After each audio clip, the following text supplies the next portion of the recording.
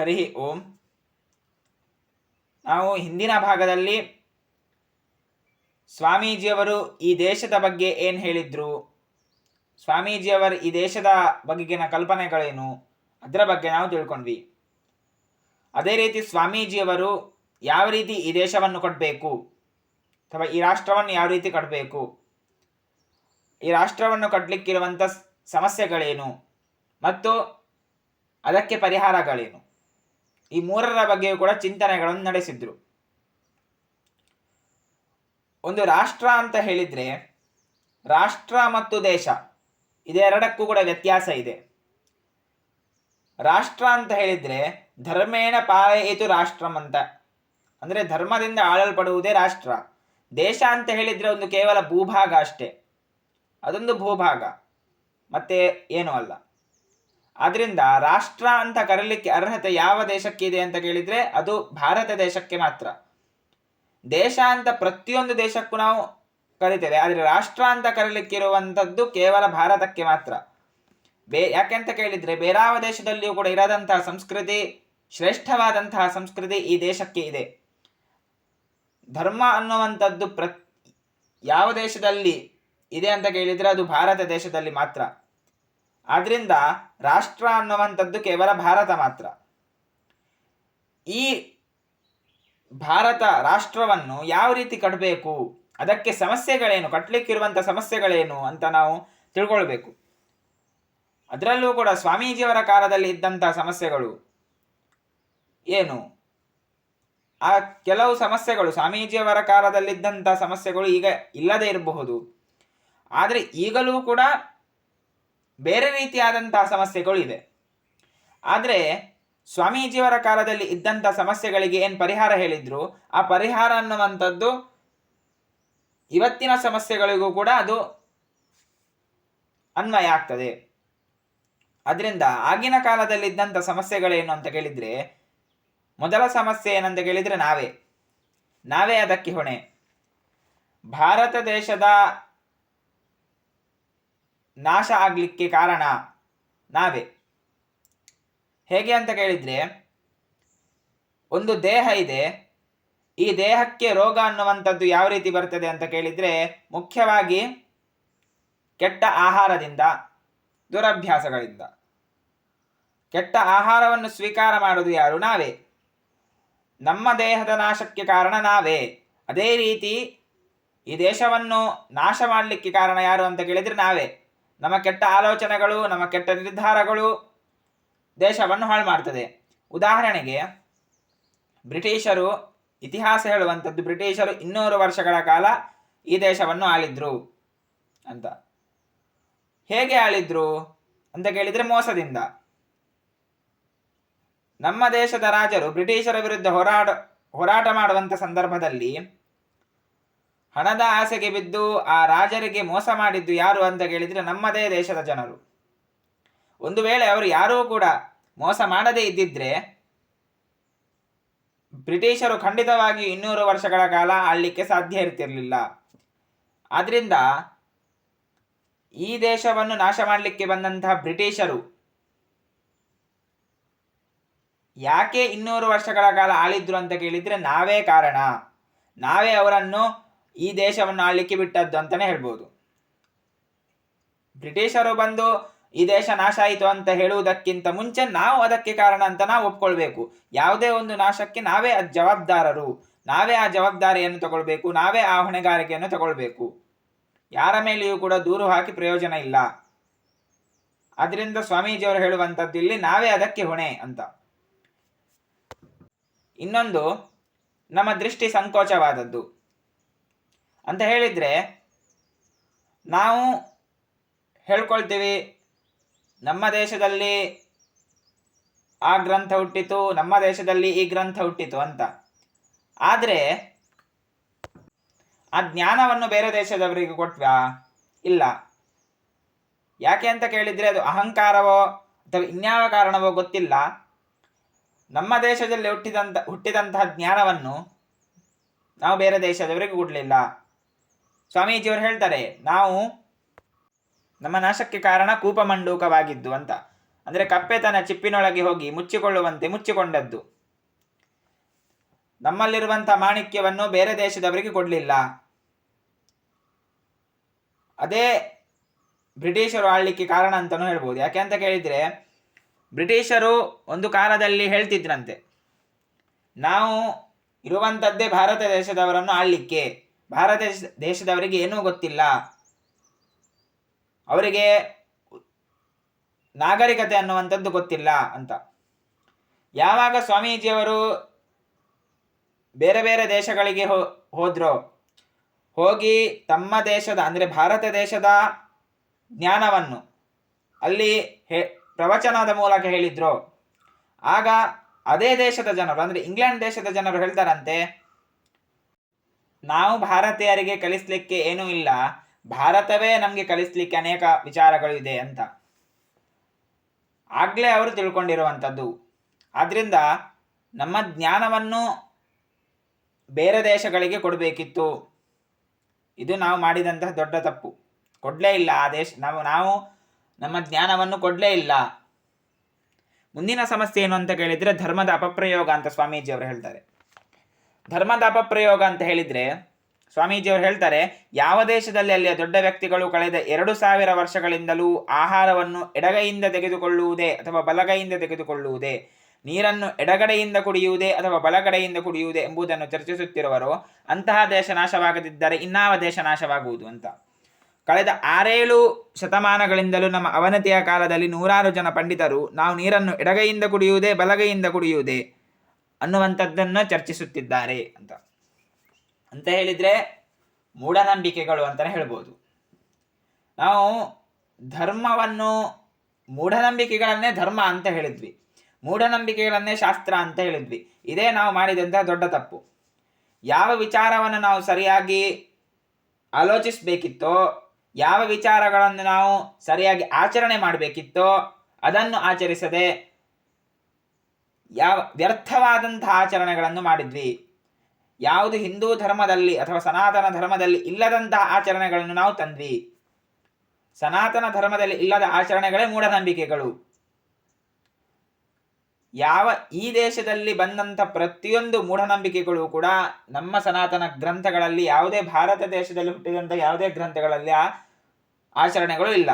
ಅದು ಸ್ಪಷ್ಟವಾಗಿ ಸ್ವಾಮೀಜಿಯವರೇ ಹೇಳ್ತಾರೆ. ಆದ್ದರಿಂದ ಧರ್ಮದ ಅಪಪ್ರಯೋಗ ಅಂತ ಹೇಳಿದ್ರೆ ಇದೆ. ಪ್ರತಿಯೊಬ್ಬ ವ್ಯಕ್ತಿಯೂ ಕೂಡ ಮೂಢನಂಬಿಕೆಗಳನ್ನೇ ಧರ್ಮ, ಮೂಢನಂಬಿಕೆಗಳನ್ನೇ ಶಾಸ್ತ್ರ ಅಂತ ಹೇಳಿರುವಂಥದ್ದು. ಇದೇ ಅಪಪ್ರಯೋಗ ಅಂತ ಹೇಳಿದರೆ. ಮುಂದಿನದ್ದು ಏನಂತ ಕೇಳಿದರೆ ಜನಸಾಮಾನ್ಯರನ್ನು ಪೀಡಿಸಿದ್ದು ಅಂತ ಸ್ವಾಮೀಜಿಯವರು ಹೇಳ್ತಾರೆ. ಅಂತ ಹೇಳಿದರೆ ನಾವು ಜಾತಿ ವ್ಯವಸ್ಥೆಯ ಮೂಲಕ ಕೆಳ ಜಾತಿಯವರನ್ನು ನಿಂದಿಸಿದ್ವಿ, ಕೆಳ ಜಾತಿಯವರನ್ನು ನಿಕೃಷ್ಟ ಭಾವದಿಂದ ಕಾಣಿದ್ವಿ. ಇದು ಒಂದು ಮಹಾಪಾಪ ಅಂತ ಹೇಳ್ತಾರೆ ಅವರು. ಭರತಖಂಡದ ಅವನತಿಗೆ ಇದು ಒಂದು ಮುಖ್ಯವಾದಂತಹ ಕಾರಣ. ಆದ್ದರಿಂದ ಹಿಂದೂ ಧರ್ಮದಲ್ಲಿ ಯಾವುದೇ ರೀತಿಯಾದಂತಹ ಮೇಲು ಕೀಳು ಎನ್ನುವಂತಹ ಭಾವನೆ ಖಂಡಿತವಾಗಿಯೂ ಇರಲಿಲ್ಲ. ಜಾತಿ ವ್ಯವಸ್ಥೆ ಅನ್ನುವಂಥದ್ದು ಇತ್ತು. ಅದು ಮಹಾಭಾರತ ರಾಮಾಯಣ ಕಾಲದಿಂದಲೂ ಇತ್ತು. ಯಾಕಂತ ಕೇಳಿದರೆ ಭಗವದ್ಗೀತೆಯಲ್ಲೇ ಶ್ರೀಕೃಷ್ಣ ಹೇಳ್ತಾನೆ, ನಾನೇ 4 ವರ್ಣಗಳನ್ನು ಸೃಷ್ಟಿಸಿದೆ ಅಂತ. ಆದ್ದರಿಂದ ಜಾತಿ ವ್ಯವಸ್ಥೆ ಅನ್ನುವಂಥದ್ದು ಇಲ್ಲ ಅಂತ ಹೇಳಲಿಕ್ಕೆ ಸಾಧ್ಯವೇ ಇಲ್ಲ. ಆದರೆ ಆ ಜಾತಿ ವ್ಯವಸ್ಥೆ ಅನ್ನುವಂಥದ್ದು ಅದು ಕರ್ಮದ ಆಧಾರದ ಮೇಲೆ ನಿರ್ಧರಿತ ಆಗಿತ್ತು. ಯಾರು ಯಾವ ಕರ್ಮವನ್ನು ಮಾಡ್ತಾರೋ ಆ ಜಾತಿ. ಒಬ್ಬ ಸೈನಿಕನಾಗಿದ್ದರೆ, ದೇಶದ ರಕ್ಷಣೆ ಮಾಡ್ತಾ ಇದ್ದರೆ ಅವನು ಕ್ಷತ್ರಿಯ ಅಂತ ಹೇಳ್ಬೋದಿತ್ತು. ವ್ಯಾಪಾರಿ ಆಗಿದ್ದರೆ ಅವನು ವೈಶ್ಯ ಅಂತ. ಅದೇ ಆ ರೀತಿಯಾಗಿ ಜಾತಿ ವ್ಯವಸ್ಥೆ ಇತ್ತೇ ಹೊರತು ಯಾರನ್ನು ಮುಟ್ಬೇಕು ಯಾರನ್ನು ಮುಟ್ಬಾರ್ದು ಅಥವಾ ಮೇಲು ಕೀಳು ಅನ್ನುವಂತಹ ಒಂದು ವಿಚಾರದಲ್ಲಿ ಯಾವುದೇ ಜಾತಿ ವ್ಯವಸ್ಥೆ ಅನ್ನುವಂಥದ್ದು ಈ ದೇಶದಲ್ಲಿ ಇರಲಿಲ್ಲ, ಅಥವಾ ಈ ದೇಶದ ಧರ್ಮ ಗ್ರಂಥಗಳಿರಲಿಲ್ಲ. ಸನಾತನ ಧರ್ಮದಲ್ಲಿ ಇದ್ದಂತಹ ಜಾತಿ ವ್ಯವಸ್ಥೆಗಳು ತಪ್ಪಾಗಿ ಅರ್ಥ ಮಾಡಿಕೊಂಡು ತಪ್ಪಾಗಿ ಆಚರಣೆ ಮಾಡಿದರೆ ಅದು ಯಾರ ತಪ್ಪು ಅಂತ ಕೇಳಿದರೆ ಜನರ ತಪ್ಪು, ಹೊರತು ಸನಾತನ ಗ್ರಂಥದ ಅಥವಾ ಭಾರತ ದೇಶದಲ್ಲಿ ಹುಟ್ಟಿದಂಥ ಗ್ರಂಥಗಳ ತಪ್ಪಲ್ಲ. ಅದನ್ನು ನಾವು ಮೊದಲು ತಿಳ್ಕೊಳ್ಬೇಕು. ಇನ್ನೊಂದು ಸಮಸ್ಯೆ ಏನಿತ್ತು ಅಂತ ಕೇಳಿದರೆ ಸಾಂಸ್ಕೃತಿಕ ಪಾಷಂಡತನ ಮತ್ತು ಮತಭ್ರಾಂತಿ ಅಂತ ಸ್ವಾಮೀಜಿಯವರು ಹೇಳ್ತಾರೆ. ಅದು ಈಗಲೂ ಇದೆ. ಅಂತ ಹೇಳಿದರೆ ಪಾಶ್ಚಾತ್ಯ ಜ್ಞಾನಾಮೃತವನ್ನು ಪಾನ ಮಾಡಿದ ಆಧುನಿಕ ತಾನು ಸರ್ವಜ್ಞ ಅಂತ ಭಾವಿಸ್ತಾನೆ, ನನಗೆ ಎಲ್ಲ ಗೊತ್ತಿದೆ ಅಂತ ಹೇಳ್ಕೊಳ್ತಾನೆ. ಅವನು ನಮ್ಮ ಪೂರ್ವಕಾಲದ ಜ್ಞಾನಿಗಳನ್ನು ತಾತ್ಸಾರವಾಗಿ ಕಾಣುವನು. ಅಂತ ಹೇಳಿದರೆ ನಾವು ಹಿಂದಿನವರು ಏನೋ ಕೆಲವು ನಿಯಮಗಳನ್ನು ಮಾಡಿದ್ರು, ಅದನ್ನೂ ಕೂಡ ನಾವು ಮೂಢನಂಬಿಕೆ ಅಂತ ಹೇಳ್ತೇವೆ. ಕೆಲವು ಮೂಢನಂಬಿಕೆಗಳು ಈ ಭಾರತ ದೇಶದಲ್ಲಿ ಇತ್ತು ನಿಜ, ಆದರೆ ಎಲ್ಲವೂ ಅಲ್ಲ. ಅದನ್ನು ನಾವು ತಿಳ್ಕೊಳ್ಬೇಕು. ಯಾವುದು ಮೂಢನಂಬಿಕೆ ಯಾವುದು ಮೂಢನಂಬಿಕೆ ಅಲ್ಲ ಅಂತ ತಿಳ್ಕೊಳ್ಬೇಕಾದ್ರೆ ನಾವು ಸರಿಯಾದಂತಹ ಒಂದು ಜ್ಞಾನವನ್ನು ನಾವು ಪಡ್ಕೊಳ್ಬೇಕು. ಆ ಜ್ಞಾನಗಳನ್ನು ಪಡ್ಕೊಳ್ಳದೆ ಪಾಶ್ಚಾತ್ಯ ಜ್ಞಾನವನ್ನೇ ಕೇವಲ ಪಡ್ಕೊಂಡು ಈ ದೇಶದಲ್ಲಿದ್ದಂಥ ಪ್ರತಿಯೊಂದು ವಿಚಾರಗಳನ್ನು ಮೂಢನಂಬಿಕೆ ಅಂತ ಹೇಳುವುದು ಮಹಾ ದೊಡ್ಡ ತಪ್ಪು. ಆದರೆ ಇವತ್ತಿನ ಕಾಲದಲ್ಲಿ ಇವತ್ತಿನ ಜನರು ಮಾಡುವಂಥದ್ದು ಏನಂತ ಕೇಳಿದರೆ, ಈ ದೇಶದಲ್ಲಿ ಹುಟ್ಟಿದಂಥ ಪ್ರತಿಯೊಂದು ವಿಚಾರಗಳನ್ನು ಮೂಢನಂಬಿಕೆ ಅಂತ ಹೇಳುವಂತಹ ಒಂದು ಪರಿಸ್ಥಿತಿ ಬಂದಿದೆ. ಕಾರಣ ಸರಿಯಾದಂತಹ ಜ್ಞಾನ ಇಲ್ಲ. ಆದ್ದರಿಂದ ನಾವು ಸರಿಯಾದಂತಹ ಜ್ಞಾನವನ್ನು ಪಡ್ಕೊಂಡು ಸರಿಯಾದಂತಹ ಒಂದು ಆಚರಣೆಗಳ ಒಂದು ಹಿಂದೆ ಇರುವಂತಹ ವಿಜ್ಞಾನವನ್ನು ತಿಳ್ಕೊಂಡು ನಾವು ಪ್ರತಿಯೊಂದು ಆಚರಣೆಗಳನ್ನು ಕೂಡ ಆಚರಿಸಬೇಕು. ಈ ರೀತಿಯಾಗಿ ಮಾಡಿದರೆ ನಮ್ಮ ಸಂಸ್ಕೃತಿ ಅನ್ನುವಂತೆ ಉಳಿತದೆ. ಆದರೆ ಅದರ ಬದಲಾಗಿ ಏನನ್ನೂ ಕೂಡ ಆಚರಣೆ ಮಾಡದೆ, ಅದರ ಹಿಂದಿರುವಂತಹ ಒಂದು ಉದ್ದೇಶವನ್ನು ತಿಳ್ಕೊಳ್ಳದೆ ಕೇವಲ ಏನಂತ ಕೇಳಿದರೆ ಮೂಢನಂಬಿಕೆ ಅಂತ ಹೇಳುವುದು ಬಹಳ ದೊಡ್ಡ ತಪ್ಪು. ಅದೇ ರೀತಿ ಇನ್ನೊಬ್ಬ ಇರ್ತಾನೆ, ಏನಂತ ಕೇಳಿದರೆ ಅವನು ಇಲ್ಲಿರುವಂತಹ ಈ ದೇಶದಲ್ಲಿ ಆಚರಣೆ ಮಾಡಿದಂತಹ ಮೂಢನಂಬಿಕೆಗಳಿಗೆ ಅವನು ಒಂದು ವಿವರಣೆಯನ್ನು ಕೊಡ್ತಾನೆ. ಇದು ಕೂಡ ತಪ್ಪು. ಅಂದರೆ ಯಾವುದು ನಮ್ಮ ಗ್ರಂಥಗಳಲ್ಲಿ ಇಲ್ಲವೋ ಅದನ್ನು ಈ ಭಾರತೀಯರು ಆಚರಣೆ ಮಾಡ್ತಿದ್ರು. ಆ ಆಚರಣೆಗಳಿಗೆ ಒಂದು ಅರ್ಥವನ್ನು ಕೊಡ್ತಿದ್ದ ಯಾರೋ ಒಬ್ಬ ವ್ಯಕ್ತಿ ಕೊಟ್ಟರೆ ಅದು ಕೂಡ ತಪ್ಪು ಅಂತ ಸ್ವಾಮೀಜಿಯವರು ಹೇಳ್ತಾರೆ. ಯಾಕೆ ಅಂತ ಕೇಳಿದರೆ, ಅದಕ್ಕೆ ಅರ್ಥ ಇಲ್ಲದ ಒಂದು ಆಚರಣೆಗೆ ಅರ್ಥವನ್ನು ಕೊಟ್ಟರೆ ಅವನೇ ಅಂತಹ ದೊಡ್ಡ ಮೂರ್ಖ ಅಂತ. ಆದ್ದರಿಂದ ಇಂತಹ ವ್ಯಕ್ತಿಗಳು ಕೂಡ ನಾಶ ಆಗಬೇಕು. ಪಾಶ್ಚಿಮಾತ್ಯದ ಸಂಸ್ಕೃತಿಯನ್ನು ಆಚರಣೆ ಮಾಡುವವರು ಕೂಡ ನಾಶ ಆಗಬೇಕು. ಮತ್ತು ಯಾವುದು ನಿಜವಾಗಿಯೂ ಕೂಡ ಹಿಂದೂ ಧರ್ಮದಲ್ಲಿ ಇರುವಂತಹ ಆಚರಣೆಗಳನ್ನು ಆಚರಿಸ್ತಾನೋ ಅವನು ಮಾತ್ರ ಶ್ರೇಷ್ಠ, ಅವನನ್ನು ಗೌರವಿಸಬೇಕು ಅಂತ. ಇನ್ನೊಂದು ಏನಂತ ಕೇಳಿದರೆ ಸಮಸ್ಯೆ, ನಮ್ಮಲ್ಲಿ ಸ್ವಪ್ರಯತ್ನದ ಅಭಾವ ಅಂತ ಸ್ವಾಮೀಜಿಯವರು ಹೇಳ್ತಾರೆ. ಅಂತ ಹೇಳಿದರೆ ನಾವು ಪ್ರಯತ್ನವನ್ನೇ ಮಾಡುವುದಿಲ್ಲ, ಬದಲಾಗಿ ಭಗವಂತ ಇಟ್ಟಾಗಿ ಆಗ್ತದೆ ಅಂತ ಹೇಳುವಂಥದ್ದು. ಇದು ದೊಡ್ಡ ತಪ್ಪು. ನಾವು ಪ್ರಯತ್ನವನ್ನು ಪಡಬೇಕು.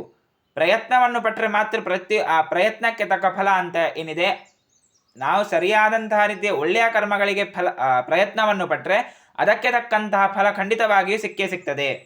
ಆದರೆ ನಾವು ಸ್ವಾಮೀಜಿಯವರು ಹೇಳ್ತಾರೆ, ತಮ್ಮ ಬಾಯಿಯ ಸಮೀಪಕ್ಕೆ ಯಾರಾದರೂ ತಿಂಡಿಯನ್ನು ತಂದು ಹಿಡಿದರೆ ಆಗ ಎಲ್ಲರೂ ತಿನ್ನುವುದಕ್ಕೆ ಸಿದ್ಧರಾಗಿರುವರು ಅಂತ. ಸ್ವಪ್ರಯತ್ನವಿಲ್ಲದೆ ಇದ್ದರೆ ನೀವು ಬಾಳುವುದಕ್ಕೆ ಯೋಗ್ಯರಲ್ಲ ಅಂತ ಸ್ವಾಮೀಜಿಯವರು ಹೇಳಿಬಿಡ್ತಾರೆ. ಆದ್ದರಿಂದ ಪ್ರಯತ್ನ ಅನ್ನುವಂಥದ್ದು ಪಡಬೇಕು. ಯಾವುದೇ ವಿಷಯ ಇರಲಿ, ಯಾವುದೇ ಕರ್ಮ ಇರಲಿ, ಅದಕ್ಕೆ ಪ್ರಯತ್ನ ಅನ್ನುವಂಥದ್ದು ಪಡಲೇಬೇಕು. ಇನ್ನೊಂದು ಸಮಸ್ಯೆ, ಬಹಳ ದೊಡ್ಡ ಸಮಸ್ಯೆ ಏನಂತ ಕೇಳಿದರೆ ನಮ್ಮಲ್ಲಿರುವಂತಹ ಅವ್ಯವಸ್ಥೆಯ ಅಭಾವ. ಅಂದರೆ ಒಂದು ವ್ಯವಸ್ಥಿತ ಬಾಳ್ವೆ ನಮ್ಮ ಜೀವನಕ್ಕೆ ಹೊಸದು, ಆದರೆ ಇದನ್ನು ನಮ್ಮ ಜೀವನದಲ್ಲಿ ತರಬೇಕು ಅಂತ ಹೇಳ್ತಾರೆ. ಹೇಗೆ ಅಂತ ಕೇಳಿದರೆ, ಒಂದು ಉದಾಹರಣೆಯನ್ನು ತಗೊಂಡ್ರೆ, ಬ್ರಿಟಿಷರು ಈ ದೇಶಕ್ಕೆ ಬರುವಂಥ ಸಂದರ್ಭದಲ್ಲಿ ಅಲ್ಲಿಯ ಜನಸಂಖ್ಯೆ 4 ಕೋಟಿ. ಈ ದೇಶದ ಜನಸಂಖ್ಯೆ 30 ಕೋಟಿ.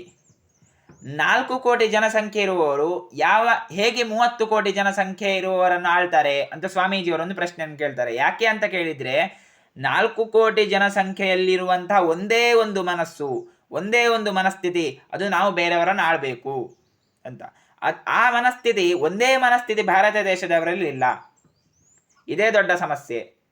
ಯಾಕೆ ಇಲ್ಲ ಅಂತ ಕೇಳಿದರೆ ಅದು ಬೇರೆ ಬೇರೆ ಕಾರಣಗಳಿರ್ಬೋದು. ಅಲ್ಲಿಯ ಶಿಕ್ಷಣ ವ್ಯವಸ್ಥೆ ಇರ್ಬೋದು, ಅಲ್ಲಿಯ ಒಂದು ವಾತಾವರಣಗಳಿರ್ಬೋದು, ಅಲ್ಲಿಯ ಒಂದು ಸಂಸ್ಕೃತಿ ಇರಬಹುದು, ಅಥವಾ ನಮ್ಮ ಹಿಂದೂ ಧರ್ಮದ ಗ್ರಂಥಗಳು ಕೇವಲ ಒಂದೇ ವ್ಯವಸ್ಥೆಯನ್ನು ತರಲಿಕ್ಕೆ ಪ್ರಯತ್ನ ಪಡ್ತವೆ. ಆದರೆ ನಾವು ಅದನ್ನು ಸರಿಯಾಗಿ ತಿಳ್ಕೊಳ್ಳದೆ ಇದ್ದಿದ್ದರಿಂದ ನಮ್ಮಲ್ಲಿ ಒಂದೇ ವ್ಯವಸ್ಥೆ ಇಲ್ಲ. ಇನ್ನೊಂದು ಕಾರಣ ಏನಂತ ಕೇಳಿದರೆ ಆಸೆ ಅಥವಾ ಮತ್ಸರ, ಇಂತಹ ಕಾರಣಗಳು ಇರಬಹುದು. ಪ್ರತಿಯೊಬ್ಬ ವ್ಯಕ್ತಿಯೂ ಕೂಡ ತನ್ನ ಈ ದೇಶವನ್ನು ಅದೇ ಆವಾಗಲೇ ಹೇಳಿದಾಗಿ 200 ವರ್ಷಗಳು ಭಾರತ ದೇಶವನ್ನು ಇಂಗ್ಲೆಂಡಿನವರು ಆಳಿದ್ರು. ಹೇಗೆ ಅಂತ ಕೇಳಿದರೆ ಈ ದೇಶದ ಜನರ ಆಸೆಗಳಿಂದ ಬ್ರಿಟಿಷರು ಈ ದೇಶದ ಜನರಿಗೆ ಆಸೆಯನ್ನು ಹುಟ್ಟಿಸಿದ್ರು. ನಾವು ಬಹುಶಃ ಅದು ರಾಜ್ಯವನ್ನು ಕೊಡ್ತೇನೆ ಅಂತ ಹೇಳ್ಬೋದು, ಹಣವನ್ನು ಕೊಡ್ತೇನೆ ಅಂತ ಹೇಳ್ಬೋದು. ಆದರೆ ಆ ಆಸೆಗೆ ಬಲಿಯಾದಂತಹ ಈ ದೇಶದ ಜನರು ಈ ದೇಶವನ್ನೇ ನಾಶ ಮಾಡಲಿಕ್ಕೆ ಪ್ರಯತ್ನ ಪಟ್ಟರು. ಅದರಿಂದ ಇದು ಒಂದು ದೊಡ್ಡ ಸಮಸ್ಯೆ ಅಂತಲೇ ಹೇಳ್ಬೋದು. ಯಾವುದೋ ಒಬ್ಬ ವ್ಯಕ್ತಿ ಏನೋ ಒಂದು ಆಸೆಯನ್ನು ಹುಟ್ಟಿಸಿದ ಅಂತ ಮಾತ್ರಕ್ಕೆ ನಮ್ಮವರನ್ನೇ ನಾವು ಕೊಲ್ತೇವೆ, ನಮ್ಮವರನ್ನೇ ನಾವು ಬೈತೇವೆ, ನಮ್ಮವರ ಮೇಲೆ ನಾವು ಅಸೂಯೆ ಬರ್ತೇವೆ. ಇದು ಖಂಡಿತವಾಗಿಯೂ ತಪ್ಪು. ನಾವು ಒಂದು ಅನ್ನುವಂತಹ ಒಂದು ಭಾವನೆ ಇರಬೇಕು, ಆಗ ಮಾತ್ರ ಒಂದು ದೇಶವನ್ನು ಕಟ್ಟಲಿಕ್ಕೆ ಸಾಧ್ಯ. ನಾವೆಲ್ಲರೂ ಸಹೋದರರು ಅನ್ನುವಂಥ ಭಾವನೆ ಇರಬೇಕು, ಆಗ ಮಾತ್ರ ದೇಶವನ್ನು ಕಟ್ಟಲಿಕ್ಕೆ ಸಾಧ್ಯ. ಇದೇ ಸ್ವಾಮೀಜಿಯವರು ಹೇಳಿರುವಂಥದ್ದು. ಈ ರೀತಿ ಇದ್ದರೆ ಮಾತ್ರ ಒಂದು ರಾಷ್ಟ್ರ ಅನ್ನುವಂಥದ್ದು ಆಂತರಿಕವಾಗಿಯೂ ಬಲಿಷ್ಠವಾಗಿರ್ತದೆ ಅಂತ. ಇನ್ನೊಂದು ಏನಂತ ಕೇಳಿದರೆ ನಮ್ಮಲ್ಲಿ ಪ್ರೀತಿ ಇಲ್ಲ ಅಂತ ಸ್ವಾಮೀಜಿಯವರು ಹೇಳ್ತಾರೆ. ಅಂತ ಕೇಳಿದರೆ ದ್ವೇಷ. ನಾವು ಒಂದು ಊರಿಗೆ ಹೋದರೂ ಕೂಡ ಅಲ್ಲಿ ಪಕ್ಕದ ಮನೆಯವರಿಗೆ ಕಂಡ್ರೆ ಆಗುವುದಿಲ್ಲ. ಅಂದರೆ ಆ ಎರಡು ಮನೆಯವರ ನಡುವೆ ಜಗಳ ಇರ್ತದೆ. ಅಂದಮೇಲೆ ಒಂದು ದೇಶವನ್ನು ಸುತ್ತಿದ್ರೆ ಎಷ್ಟು ಜನರ ಮೇಲೆ ದ್ವೇಷ ಇರ್ಬೋದು. ಈ ರೀತಿ ಇದ್ದರೆ ದೇಶವನ್ನು ಕಟ್ಟಲಿಕ್ಕೆ ಸಾಧ್ಯ ಉಂಟಾ ಅಂತ ಕೇಳಿದರೆ ಖಂಡಿತವಾಗಿಯೂ ಇಲ್ಲ.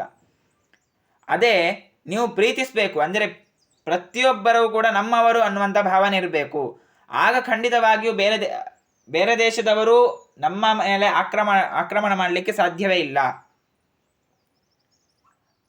ಅದರಿಂದ ಈ ಒಗ್ಗಟ್ಟು ಅನ್ನುವಂಥದ್ದು ಏನು ಹೇಳಿದರೆ ಅದು ಖಂಡಿತವಾಗಿಯೂ ಒಂದಲ್ಲ ಒಂದು ದಿನ ಜಯಿಸಲೇಬೇಕು. ಒಗ್ಗಟ್ಟಿಗೆ ಖಂಡಿತವಾಗಿಯೂ ಸೋಲು ಅನ್ನುವಂಥದ್ದು ಖಂಡಿತವಾಗಿಯೂ ಇಲ್ಲ.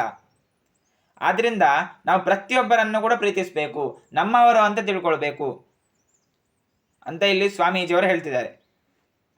ಈ ರೀತಿಯಾಗಿ ಅನೇಕವಾದಂಥ ಸಮಸ್ಯೆಗಳು ಇದೆ. ಅದರಲ್ಲಿಯೂ ಮುಖ್ಯವಾದವು ಕೆಲವು ಈ ಸಮಸ್ಯೆಗಳು ಈಗ ಖಂಡಿತವಾಗಿಯೂ ಇಲ್ಲ ಅಂತಲೇ ಹೇಳ್ಬೋದು, ಆದರೆ ಕೆಲವು ಸಮಸ್ಯೆಗಳು ಇನ್ನೂ ಇದೆ. ಆದ್ದರಿಂದ ಸ್ವಾಮೀಜಿಯವರು ಕೊನೆಗೆ ಹೇಳ್ತಾರೆ, ನನಗೆ ಹೊರಗಿನಿಂದ ಯಾರೋ ಸಹಾಯ ಮಾಡುತ್ತಾರೆ ಎಂದು ನೆಚ್ಚಿ ಕುಳಿತಿರಬೇಡಿ. ಮನುಷ್ಯ ಸಹಾಯಗಳಿಗಿಂತ ದೇವರು ದೊಡ್ಡವನಲ್ಲವೇ? ಪರಿಶುದ್ಧರಾಗಿ ಭಗವಂತನಲ್ಲಿ ಶ್ರದ್ಧೆ ಇಡಿ, ಯಾವಾಗಲೂ ಅವನನ್ನು ನಂಬಿ, ಆಗ ನೀವು ಯಾವಾಗಲೂ ಸರಿಯಾದ ಮಾರ್ಗದಲ್ಲಿರುವಿರಿ, ಯಾವುದೂ ನಿಮ್ಮನ್ನು ಕದಲಿಸಲಾರದು ಅಂತ. ಅದರಿಂದ ಎದೆಗುಂಡಬೇಡಿ, ನನಗೆ ಆಗುವುದಿಲ್ಲ ಎಂದು ಹೇಳಬೇಡಿ, ಕೆಲಸ ಮಾಡಿ, ಅದರ ಹಿಂದೆ ಪರಮೇಶ್ವರನೇ ಇರುವನು, ನಿಮ್ಮಲ್ಲಿ ಮಹಾಶಕ್ತಿ ಇದೆ ಅಂತ ಸ್ವಾಮೀಜಿಯವರು ಕೊನೆಗೆ ತನ್ನ ಮಾತುಗಳನ್ನು ಮುಗಿಸ್ತಾರೆ. ಅಥವಾ ತನ್ನ ಮಾತುಗಳನ್ನು ಮುಗಿಸ್ತಾರೆ ಅಂತ ಹೇಳಿದರೆ ಕೊನೆಯ ಮಾತಲ್ಲ, ಬದಲಾಗಿ ಈ ಒಂದು ಹೀನಸ್ಥಿತಿಗೆ ಅದಕ್ಕೆ ಕಾರಣಗಳು ಅಂತ ಹೇಳುವಂಥ ಸಂದರ್ಭದಲ್ಲಿ ಈ ಮಾತುಗಳನ್ನು ಮುಗಿಸ್ತಾರೆ ಅಂತ ಹೇಳ್ಬೋದು. ಮುಂದೆ ಇದಕ್ಕೆ ಪರಿಹಾರಗಳನ್ನು ಏನು ಅಂತ ಮುಂದಿನ ಭಾಗದಲ್ಲಿ ನಾವು ನೋಡುವ.